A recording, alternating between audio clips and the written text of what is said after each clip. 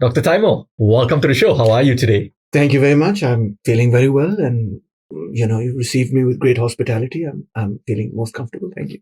Wonderful. Thank you. Thank you so much for coming. And today we're going to be discussing the political economy of Pakistan. Great. And I think to understand the politics of Pakistan, just as we need understanding the politics of any other country, I think it's good to briefly touch on history. Sure.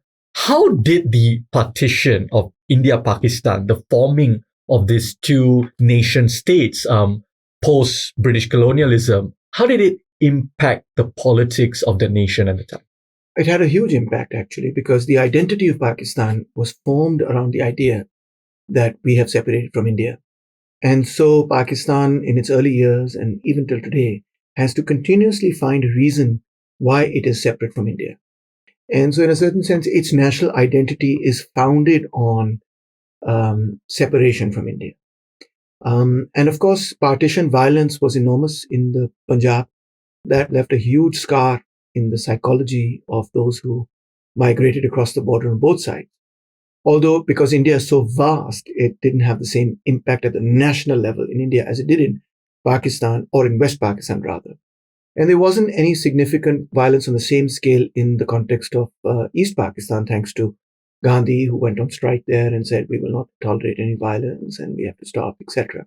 So there wasn't that kind of violence in East Pakistan. But in West Pakistan's identity in the early years was formed very much around that violence. That's something you mentioned. It's very interesting to me. This idea that today Pakistan grapples with this question. Why do we need to be separated from India? Mm-hmm. I've never heard that before. Even, for example, obviously the historical reasonings and all are completely different. Right. But when we look at, let's say, a country like Singapore, right, who was part of the Federation of Malaysia and then separated its way, it feels like they don't have that lingering sort of question, why are we separate from Malaysia? It's sort of, we have developed, we are growing, we are thriving, and that's it. Why is it that Pakistan, you think, still grapples with this question? Well, I think part of the reason also has to do with what happened in the 1970s, which was the separation of East Pakistan from Pakistan, when East Pakistan became Bangladesh.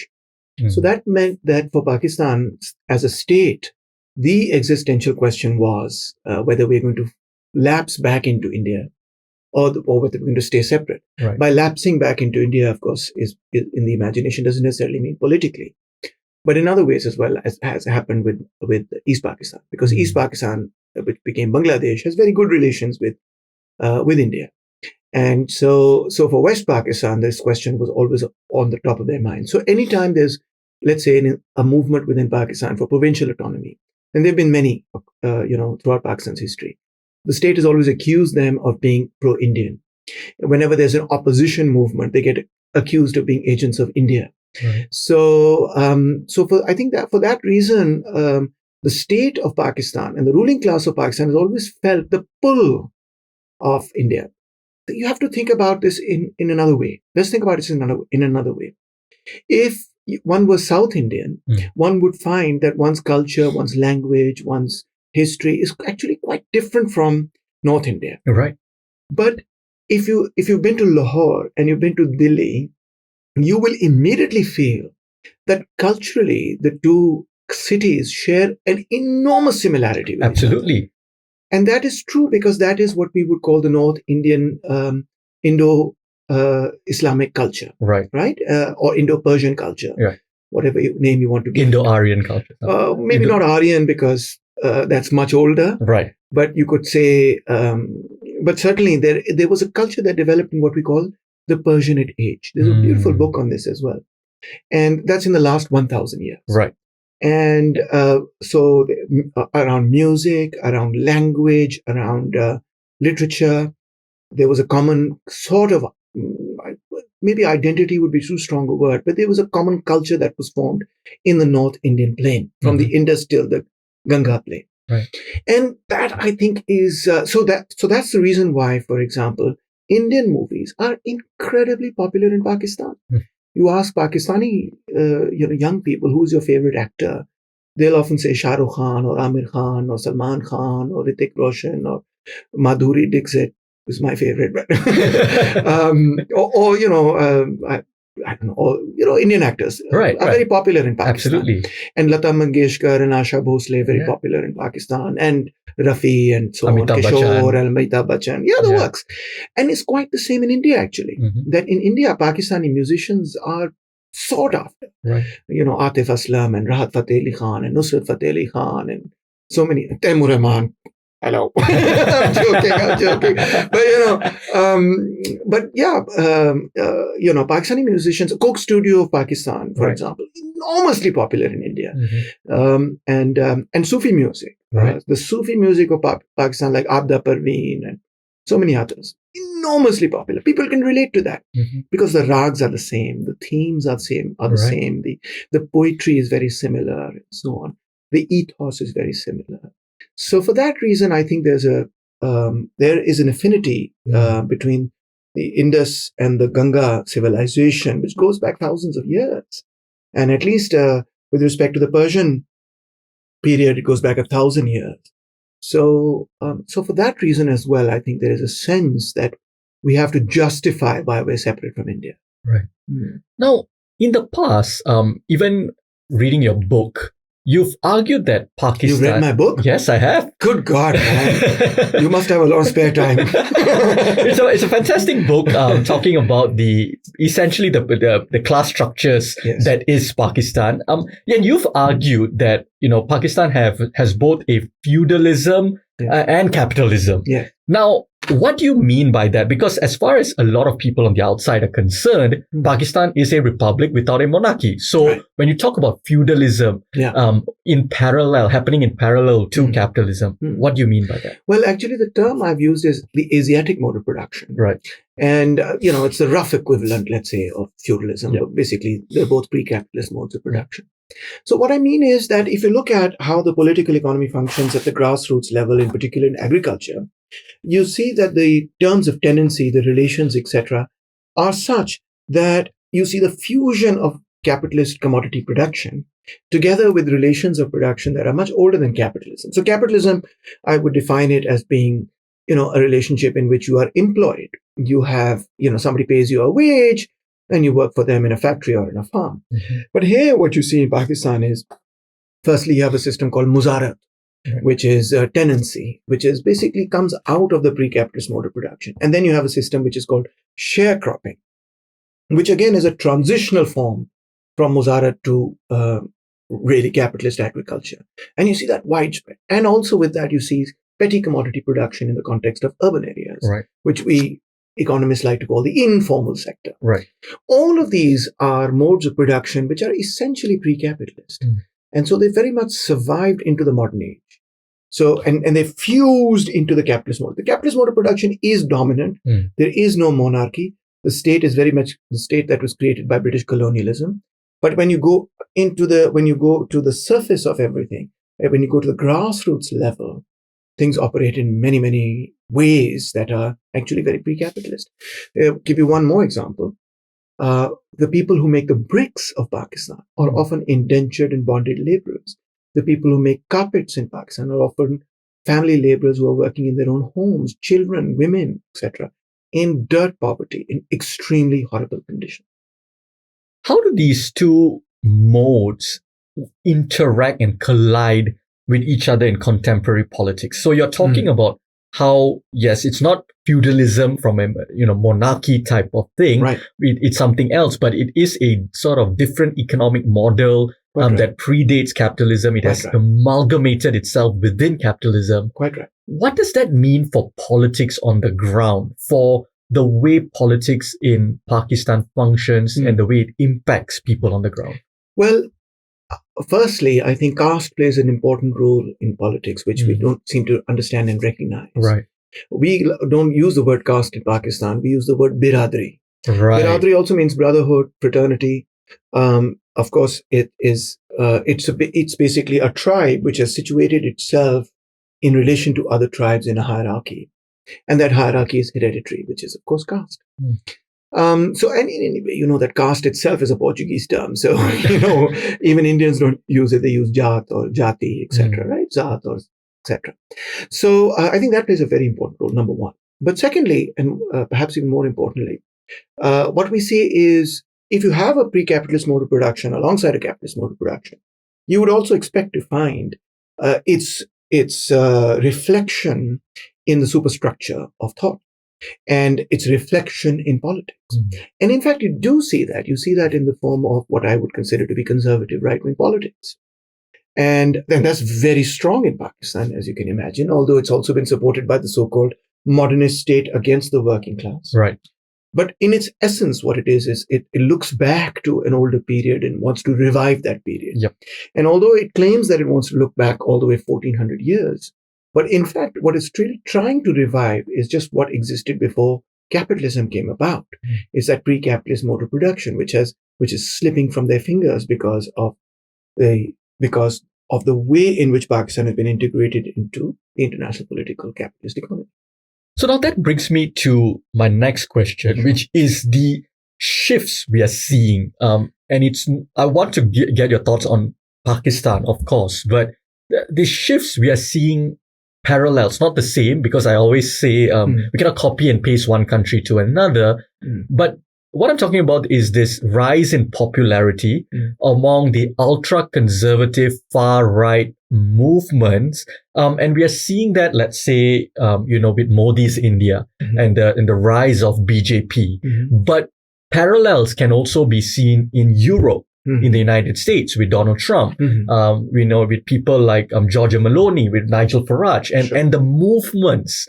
I think that's more important than the personalities. The movements that are promoting or propelling these personalities as well. In France, in Germany, we are seeing that. Even in Malaysia, there is a rise over the past decade or so. I think it's been there much longer, but we're starting to see it emerge over the past decade or so. This rise again of right-wing, far-right, ultra-conservative ideologies.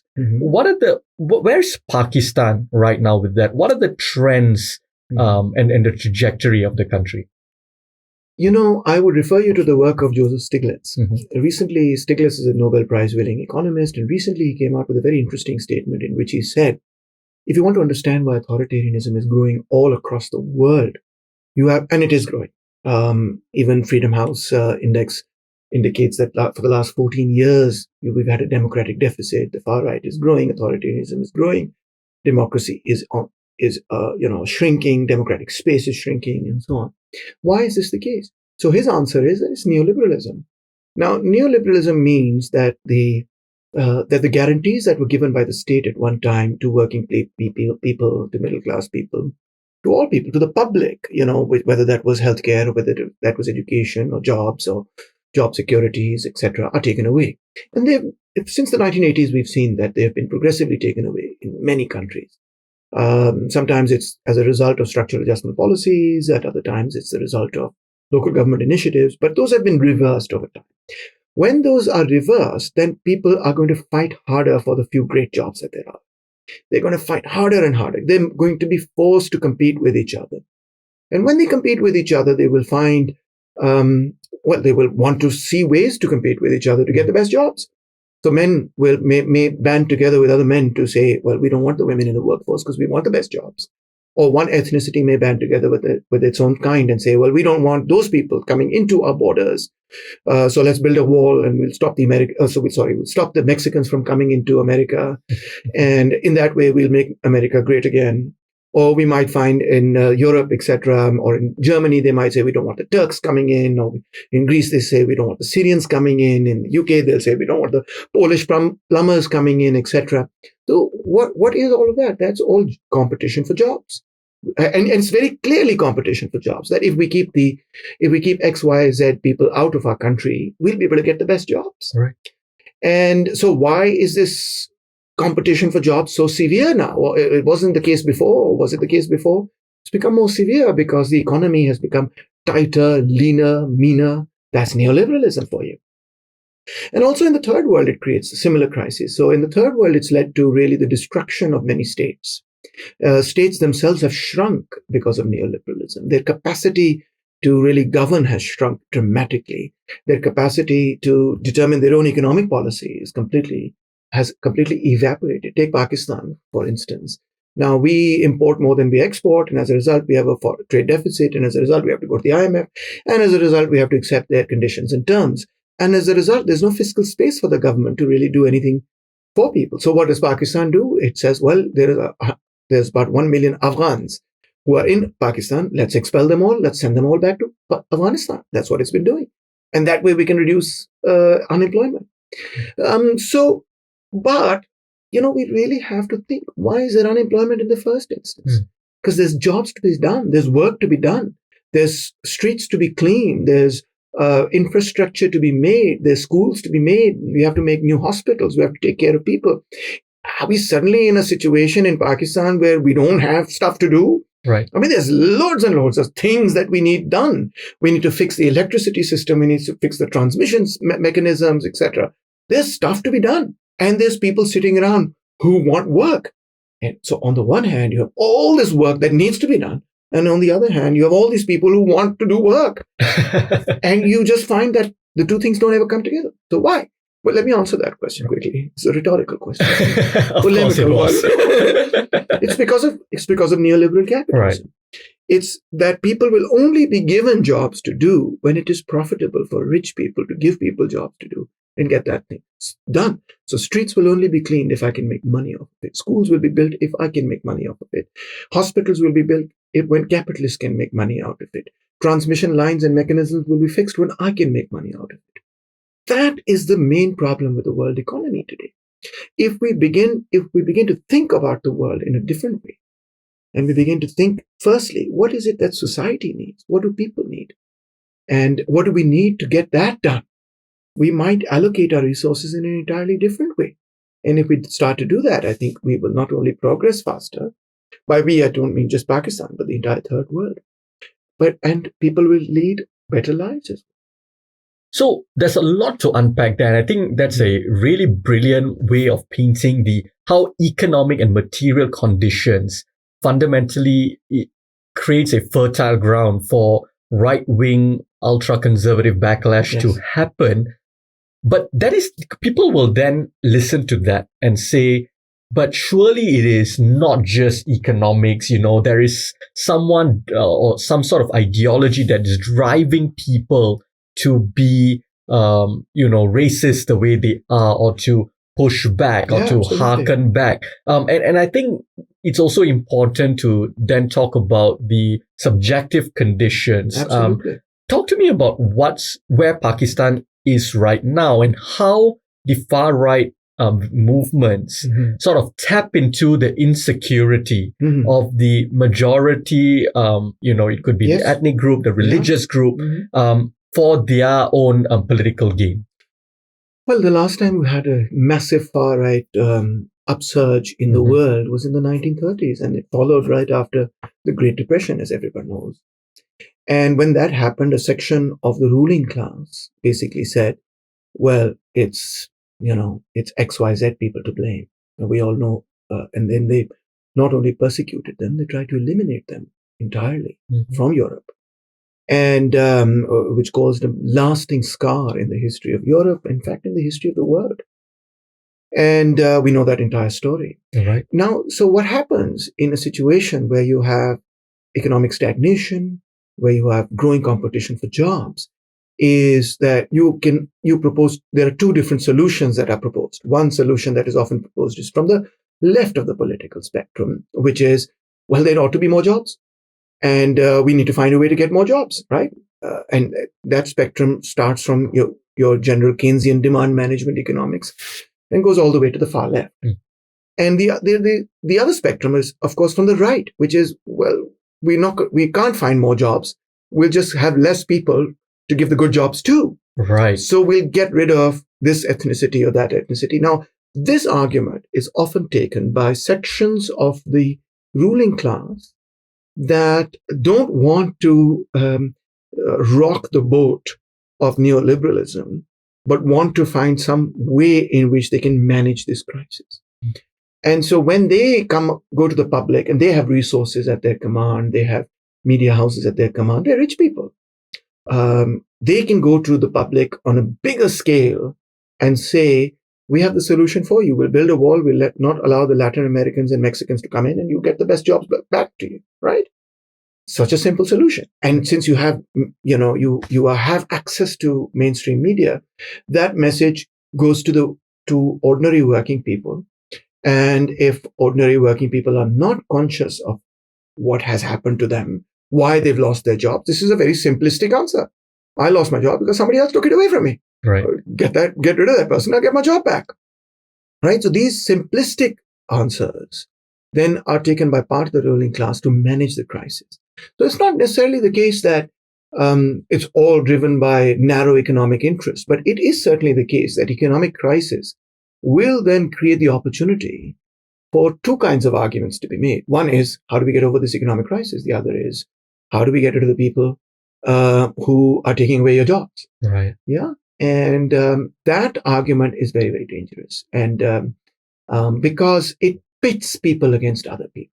It puts people in conflict with other people. It creates ethnic and then sometimes religious conflict, and it can create gender conflict. It can create all manner of conflict.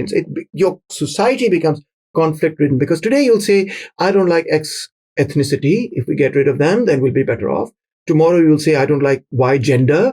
And day after that, you'll say, I don't like person with those colored eyes.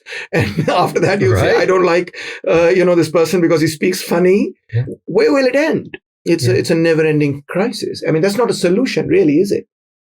So then that's why I would encourage your listeners to identify that these sorts of arguments are really not solutions to economic crises at all. When I had Prof. Ahmed Kuru on to also talk about authoritarianism and Islam. Mm-hmm. So he was talking about in the Middle East specifically, but also how it bleeds into or how there are parallels in other parts of the world. Mm-hmm. And he talked about how there is this amalgamation between the theocrats and the state. Mm-hmm. How is it in Pakistan? How is the relationship between Islamic forces and the state evolved over time? Because a particular religious force need not be right-wing as a concept. They can be. Yes. And oftentimes when in politics they are, which you perhaps can talk about, but they need not be, right? They need not be. It can be a grassroots left-wing movement as well. As there were many. Exactly. So where are we in contemporary Pakistan? And even if you want to reflect on other parts of the world, how is the relationship between political Islam or Islam and the state evolved over time? And what's been the impact of that? Yeah, I always find this term political Islam a bit vague. Right. One of the reasons is that whenever you use it to differentiate one kind of movement from another, Muslims will often say, well, the rest of Islam is just as political. Right. Is it not? It's not the case that one Islam is political and the rest is not. Yeah. And secondly, I think you and I can acknowledge that when we say something like, when feminists say something like, all questions are political questions. Yes. So then if all questions are political questions, then why are we differentiating political Islam from the rest of it, right? Mm-hmm. So for that reason, I think it's a bit of a vague term, but it's popular in Western academia. So sometimes we use it and that sort of thing. Mm-hmm. But what we have seen is that there was an incredible diversity of points of views, let's say in the early 20th century with respect, and there always have been throughout Islamic history, in fact, about what kind of society we should build, about what kind of politics we should have, about what kind of economy we should have. There's been an incredible debate, right? And in fact, one of the main distinctions between, let's say, Catholic Christianity and Islam is that Catholic Christianity, at least, has been a centralized religion in the sense that there's a church, it interprets the Bible in a certain way, and that is supposed to be the right way to understand it. Whereas for Islam, you'll see that the juridical schools amongst just the Sunnis are four. In fact, there are actually more than that, but there are four main ones: the Maliki, the Shafi, the Hanbali, and the Hanafi. Right, and then there are two more amongst the Shia, and then there's the Ibadi school as well. Right. So there is, and actually, you can even build your own. There's a Farahi school. There are many, many schools of jurisprudence. And there's no compulsion on you to accept one or another. There isn't even any compulsion on you to accept one in toto. You could accept some part of one school and another part of another school, etc. Even that is open to you. So in fact, Islam in that sense has been quite decentralized and quite diverse in terms of its understanding. So within the terrain of Islam, you'd have people who like Maulana Bhashani and many others who thought that the economic model of socialism was in fact the model of Islam. Even Allama Iqbal, the great national poet of Pakistan, said that many times, and many other thinkers. Ghulam Ahmed Parvez, I can think of Fazlur Rahman, had very unorthodox views about how Islam needs to be understood through the Maqasid-e-Sharia, which is the objectives of Sharia. So you don't actually interpret what the word says. You try and find out what is the purpose of this law, and you try to reach that purpose. If you're trying to get to that purpose, then you have to see whether the specific laws you're making really are achieving that purpose. So there are many, many ways to think about this, right? And but what happened? Oh, and also there's a very interesting thing that in the 1920s and in the 1930s, in fact, you'll see that Islamic scholars were very open to ideas of the left. And in fact, they would say, well, this whole idea about economic egalitarianism, this is exactly what we mean by Tawheed, which is the oneness of God, which is that we are all equal before the eyes of God. So there's a huge literature in that period about Tawheed being fundamentally egalitarian, and therefore the ethos of Islam being egalitarian. So there's a much diversity there. But during the Cold War, when the United States wanted to leverage certain movements to win in that Cold War, they began to support certain movements that had a very, let's say, reactionary or view of the economy and society, etc. And they got enormous support, and they colonized the rest of Islam in a certain sense, that they let's say pushed out, or in economic terms we like to say they crowded out all the other interpretations until their interpretation became accepted as the interpretation.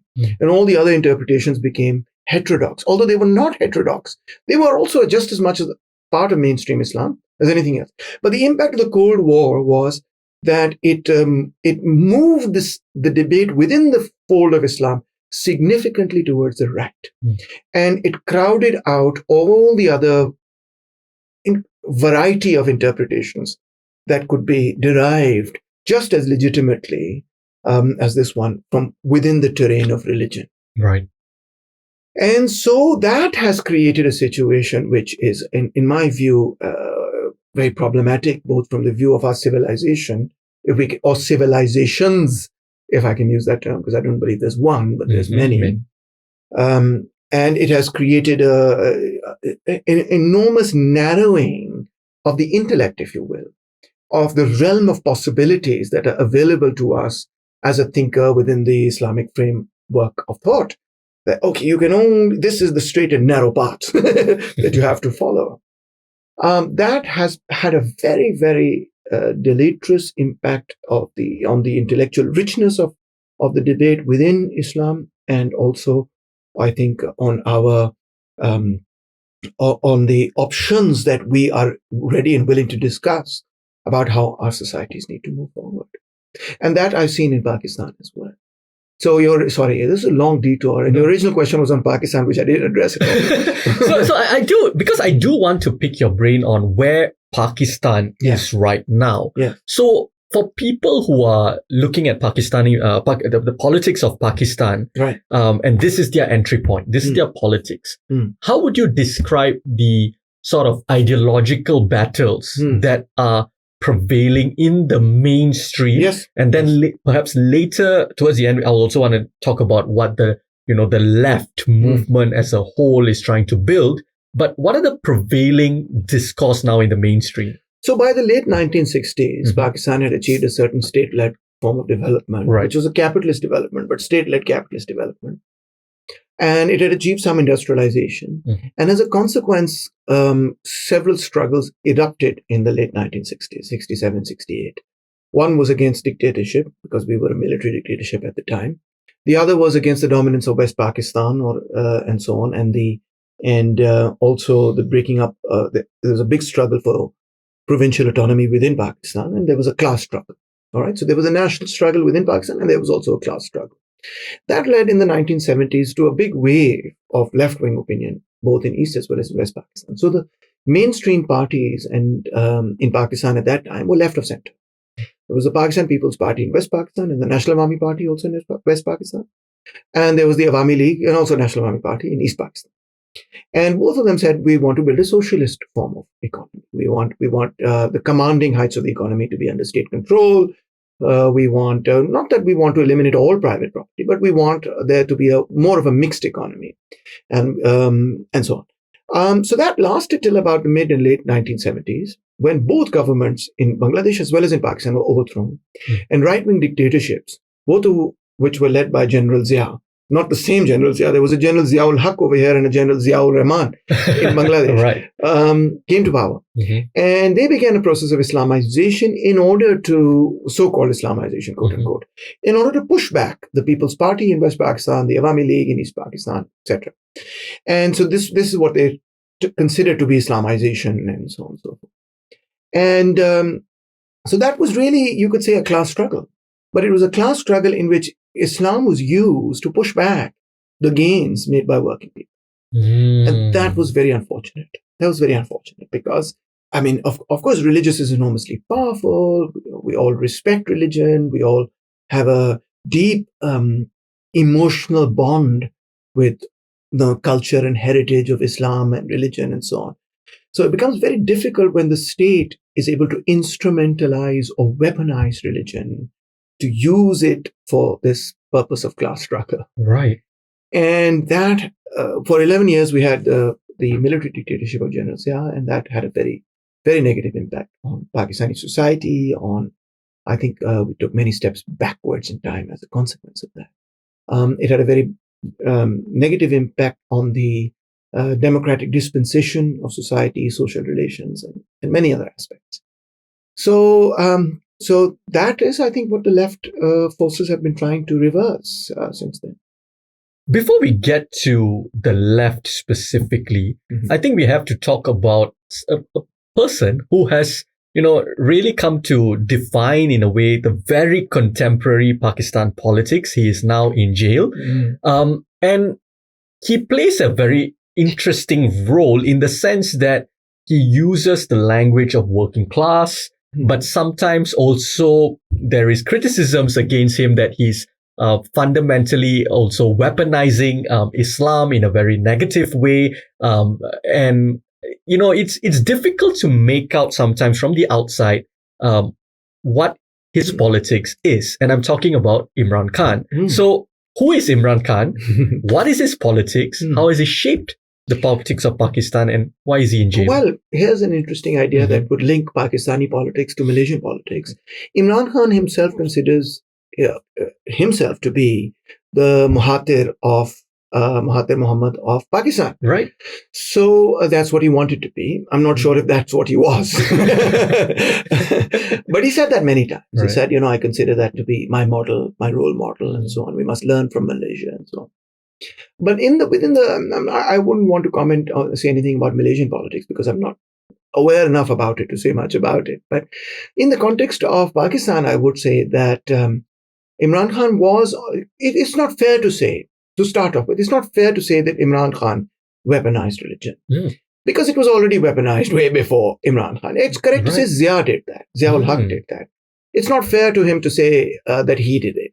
By the time that he was doing politics, by the time he entered politics and mainstream politics, it had become the dominant way to do politics in Pakistan already. Right. So it wasn't a significant departure as such. It was, you could say there was a difference of 19, 20%, etc. A little bit, 1 or 2% here and there. You have people who are more inclined towards it, or slightly less inclined towards it, but he was within that mainstream framework of how politics is done in Pakistan. So nothing exceptional, I'd say there. It wouldn't be right. I think he really did want to have a welfare state. And he was keen on that because he's done a lot of welfare work in the past, etc. And that's where much of his promises about to the working class also come from.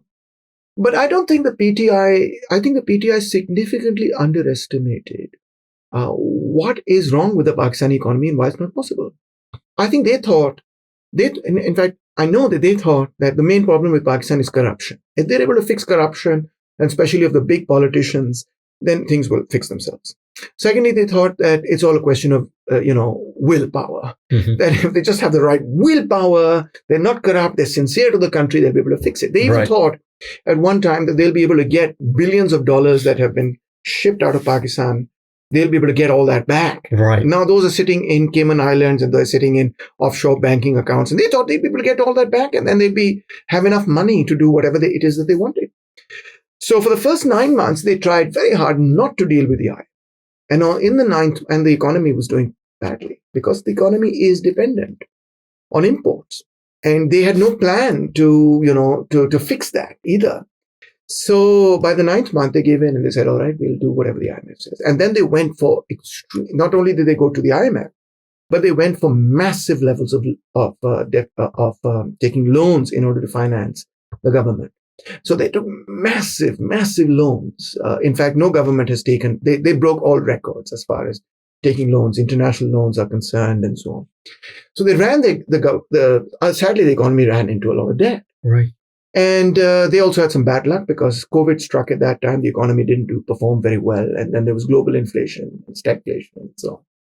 So they couldn't recover from that. The economy couldn't recover from that debt. And imports continued to rise. Exports didn't rise. Remittances didn't rise. The economic crisis got worse and worse. At that time, the inflation was about 13%. People were very upset with Imran Khan. So he tried to go to Russia, try to cut a deal with them, etc. The army was on board with that, by the way. And we are still importing oil from Russia. We are right now importing oil. But all of this, and the opposition was growing stronger and stronger because of the economic crisis. The opposition was leveraging that. At one time, Imran Khan, I think, wanted the army to help him against the opposition. And he began to push the military to say that you have to clamp down on the opposition. And the military didn't want to do that. And there was some question of whether he wanted to bring his own folks into the military. General Faiz Hamid, a very, very important general. He was Director General of the ISI, which is the top agency of Pakistan, right? He wanted to bring him as the Chief of Army Staff, etc. And Faiz was very close to Imran Khan. So he thought that, through that process, he would be able to, suppress the opposition. But the army said, no, actually, we don't want to do that. We want to be neutral. Now, that caused a huge breach between the army and Imran Khan's party. And Imran Khan began to accuse the army of various things, etc. And then there was an attempted assassination against Imran Khan, and he directly accused the army of trying to assassinate him. And things got, more and more heated. And the rest, as I say, is history. PTI people took to the streets. There were incidents in which, some public places, etc., were burnt. And the army said, okay, enough is enough. And we're going to put PTI people behind bars and we're going to have a trial. We're going to put Imran Khan behind bars. We're going to arrest him. We're going to put him behind bars and so on and so forth. Things got, that's how things basically degenerated for him. And in fact, the general that Imran Khan was supporting, General Faiz Hamid, himself is now being court-martialed. So that is what led to the military is the Pakistani military is very, very sensitive on certain matters. Right. And any politician, whether it's PMLN, whether it's right of center or left of center, if you cross those red lines, the military does not like. And Imran definitely crossed a few red lines. And that's what the rest, as you say. Absolutely. Now, I want to ask you, what has become of left-wing, very progressive movements in Pakistan? What is the situation right now? But also, a quick follow-up, to lump the question together. What you just said, I have a couple of questions to unpack of what you just said, right? But let's start with the first one. Going back to this idea of Islam, just like any other religion, is incredibly diverse at the grassroots. There's so many different schools of thought. Islam, like you said, is very decentralized in that way. Historically, yes. Historically, it was decentralized.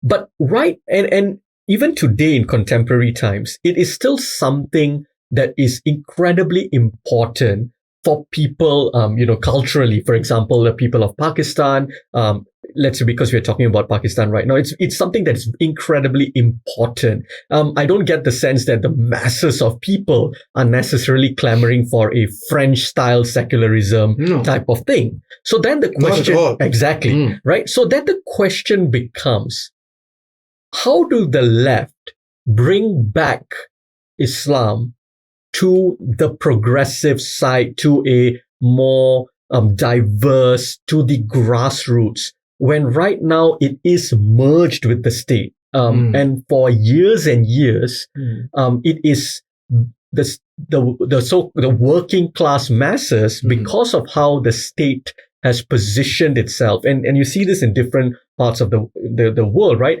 The working class are voting for the likes. If you want to look at Hinduism, they are voting for Modi, and they're seeing him, whether based on facts or not. The imagination is he is going to restore Hinduism to its glory, and the working class people of Hindu origins will thrive, How does the left deal with that?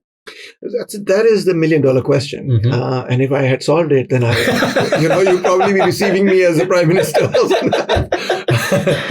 No, but that really is a $1 million question. Well, firstly, I would say what the left continues to offer all societies is to look at is the defense of the working class, the defense of the poor, the downtrodden, the wretched of the earth, because what I would say Islamist political parties, or I don't know what the right term should be, religious political parties, Islamic political parties, whereas they have a very strong cultural program, right? They have many ideas about what the right culture ought to be, what is Islamic culture, what is the right way to worship, about spirituality, and many other questions. But in my view, on the economic front, their ideas are quite vague. They have very broad sort of ethical concerns where, yes, we should have equality and we should have social justice and we should have zakat. But how, and how will you work within the market system to make that happen? Or will you undermine capitalism? Or what is it that you'll do, On that, you will often find that their answers are rather very, very expressed in these vague ethical abstractions. Right. And there's a reason for that. Do you also find that they often merge? So the so-called, like, when I speak to, again, you can, maybe there are no parallels, you can correct me if I'm wrong. When I speak to, let's say, thinkers in India, they say, they don't like to call Modi a right-wing populist, or they like the term corporate Hindutva. Oh, I see. So they say it is the economics is corporate. Yes, I understand. It's neoliberalism, right? There is an aspect of that, but that's not the majority. Right. Yeah. In that regard, I think BJP politics is quite different from Islamic fundamentalist or Islamic politics or Islamic religious parties. There is a section of the Islamic parties that is very pro-corporate, corporations, etc. And I think they're trying to build that side. But it's not very successful. It's not as successful. I could be wrong with respect to other countries, but at least in Pakistan, that's not the case. Yes, now, it could be the case in Malaysia. I'm not sure. The other thing that I want to point out to you is that you said the state and the Islamic parties are together. That was the case in the Cold War. We have to understand that that's not the case anymore. Right. If you look at what's happening in Pakistan right now, religious people have been charging the Supreme Court of Pakistan recently because the Chief Justice of the Supreme Court said that every religious community within Pakistan has the right to profess and practice their religion. So they charged the Supreme Court saying, no, every community does not have that right. In particular, they say the Ahmadis don't have that right. So we see, therefore, that the state also is in contradiction with these forces. And in Pakistan, of course, we've had a wave of terrorism from organizations like the Tehreek-e-Taliban Pakistan that have really tried to overthrow the state. And then we've had a wave of what you would call extrajudicial sort of taking the law into your own hands, and from what is known as the Tehreek-e-Labbaik Pakistan. Somebody accuses someone else of blasphemy or something else, and then a crowd gathers and they burn them or they do something horrible, etc. So the state doesn't want that. The state definitely does not want that. So what we've seen is that a movement that the state itself created, fostered, not didn't create, but certainly fostered for its use, has now become an existential threat for that society and for that state even. Right. That's not the case in Malaysia, I think. But it is the case in Pakistan. And many big sections of the state now recognize and say, good God, this is a serious crisis. What do we do? So that's the second thing the left has to offer. The first thing the left had to offer was, of course, that our economic program is the only program that can be distinguished either from the vague, abstract ethical principles of Islamic parties that don't have anything concrete, really, in my opinion, to offer, or from the neoliberal parties that are in the mainstream. We have an alternative, right? Economically speaking. And the other thing that we have to say, which I think is very, very important, is that we have unfortunately seen, and it's very unfortunate with respect to our own religion. I am a Muslim. So it's very unfortunate with respect to our own religion that that movement that the state itself created has morphed into an extremism. Right. And to counter that and the critique of that and an understanding of that, I think, again, can be offered from the left of the political spectrum. The center, unfortunately, has not been able to even explain how and why that happened. The state itself has not been able to explain. Why? Because the state was complicit in its creation.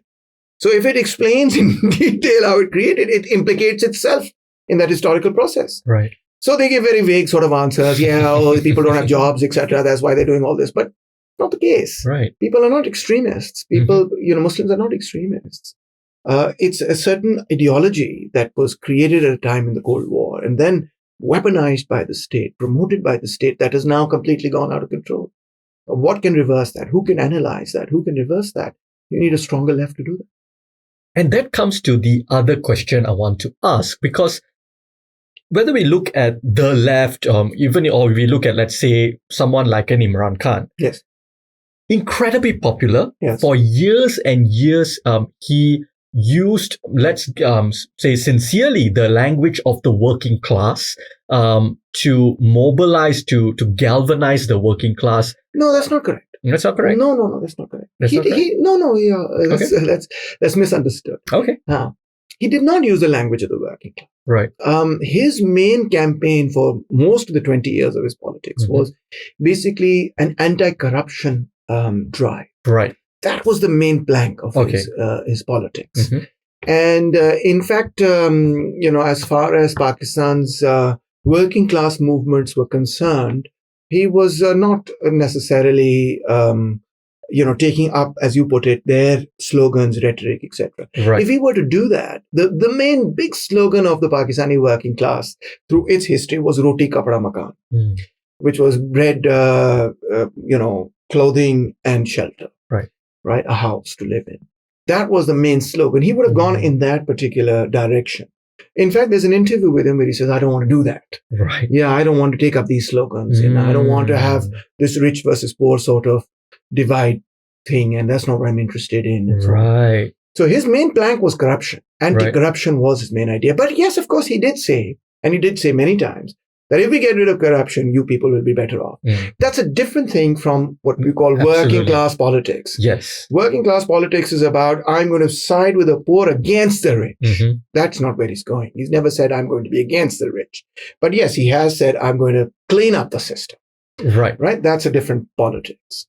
I take your point. So let's put Imran Khan aside then. But I think the question I wanted to ask is, even if you have a highly progressive left person, the question is, how do we deal with, so for example, the reason I brought up Imran Khan is because like you said, he tried to not engage with the IMF for a very long time, for 9 months. Yes. Right? And that perhaps is something that general left would say, okay, that's good. Yes. Right. So how can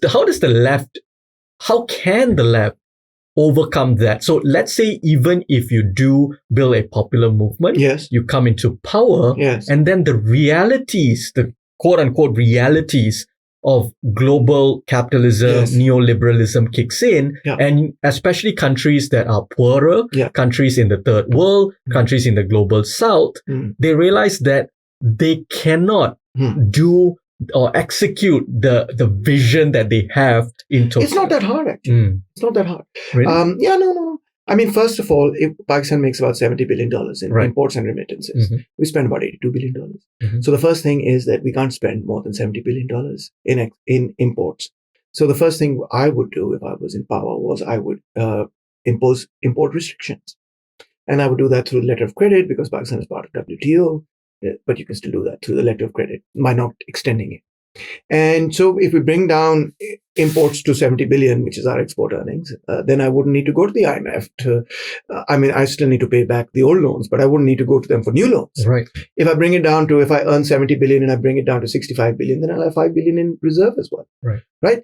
But when I cut those imports, what am I going to cut? I'm not going to cut computers. I'm not going to cut machines. I'm not going to cut things that improve the productivity of labor. What I'm going to cut are luxury goods. Mm-hmm. Who's going to be upset by that? The ruling class, the rich people. Rich people won't like that. Poor people won't mind. They're like, I can't afford the latest iPhone anyway. I don't care if the government doesn't import it. But rich people will be like, I want my iPhone. I want my car. I want those big gas guzzling cars, etc. Yeah. They won't like it. But the poor will say, we don't care. It's fine. We're not consuming those things anyway. So why do we care? We might also need to rethink how Pakistan thinks of its own defense, for example. That if we are highly dependent on certain very, very expensive weaponry, we might need to defer that for a couple of years, etc., just to get our balance of trade right. And later we can rethink that. Once that is done, we can, the second step we would take immediately is to fix the power situation in the country. So power is very expensive. Electricity is very expensive in Pakistan. And business is dying. The economy is dying because it's so expensive.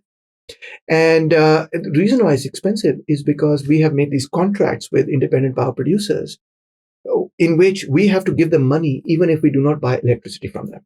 So the first thing is import restriction. Yes. The second thing is fixing the IPPs, which is the independent power producers, which is we're paying them an exorbitant amount of money and we're not even using that power.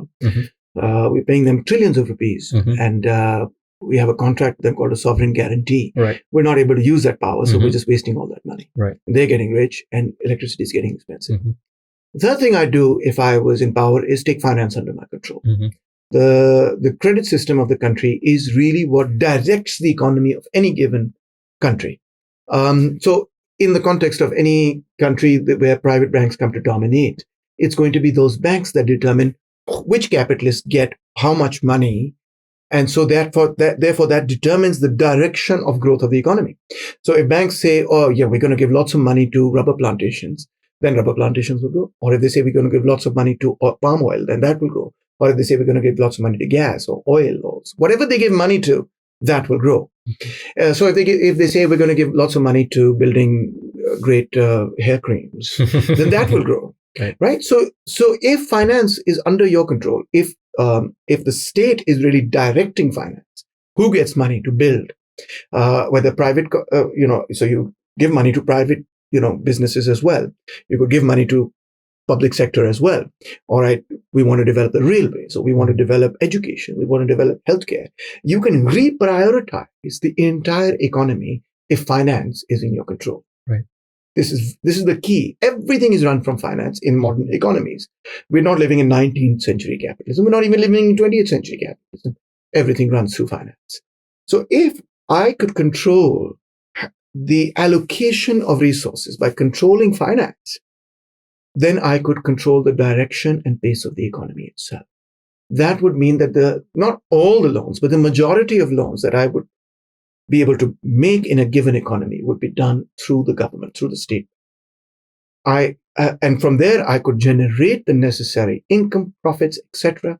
I could control the money supply. I could control the allocation of resources, and I would make sure the resources are allocated in the direction that makes the economy grow much faster. That would be it's not hard, economically speaking. It's not hard. All these arguments are not even new. Some of them are new, like modern monetary theory. I would never be short of money if I controlled finance, right? Because banks would not really be creating money. I would be the one creating credit, as opposed to private banks creating. By I mean the government, the state would be the one. So from that point of view, I could control the money supply. I could control where credit is allocated. And from there, I could control the direction of the economy. And by investing in things that boost the productivity of labor, I could make the economy grow much faster than it would under the present condition. It's not hard from an economic point of view. All right. So before we wrap this conversation, it's been incredibly fascinating. I've been talking to you for close to 1 hour. Just as a final message, You are coming from someone with the lived experience and the knowledge of Pakistan, but also you look at global politics, global political economy. Where do progressives go from here in a time where the world appears to be more polarized than it was before, where there seems to be a rising religious fundamentalism, far-right movements, racism? Yes. How do you make sense of that? Where should progressive take this forward? I think progressives need to tell people, people who've spent their entire lives working for a living and in order to send their children to school and take care of their old parents, etc., that your enemy are not other poor people. It's not. It's just as simple as that. It's rich people who are making you fight with each other. And if you unite with other poor people who may look different to you, may have a different skin color, may have different eye color, may have a different religion, may speak a different language. If you unite with your fellow working people to fight for your rights, you're all going to be better off. Instead of a few being better off at the expense of others, we can all be better off if we actually unite to fight against the 1%, which is making us fight each other. That would be the main message. It's not a very difficult message, is it? It's a good message. And so people of the world need to unite and fight for their rights. And they need to leave aside differences of religion, and they need to leave aside differences of race and ethnicity and other differences. Of course, those will continue to exist. But all we need to do is respect each other with respect to those differences, and be tolerant of each other with respect to those differences, and unite with each other to fight for the common interests of humanity. And I would even add to that if we don't do that, we are risking destroying this entire planet thanks to climate change, which makes, I think, the conscious control and planning of the economy a dire necessity. How are you going to control carbon emissions? How are you going to preserve biodiversity? How are you going to prevent climate change? That requires us to be able to deal with this economy in a fundamentally new way. All of that can be built if the oppressed people of the world unite. Dr. Taimur, thank you so much for joining me today. Thank you. It was a pleasure to be here.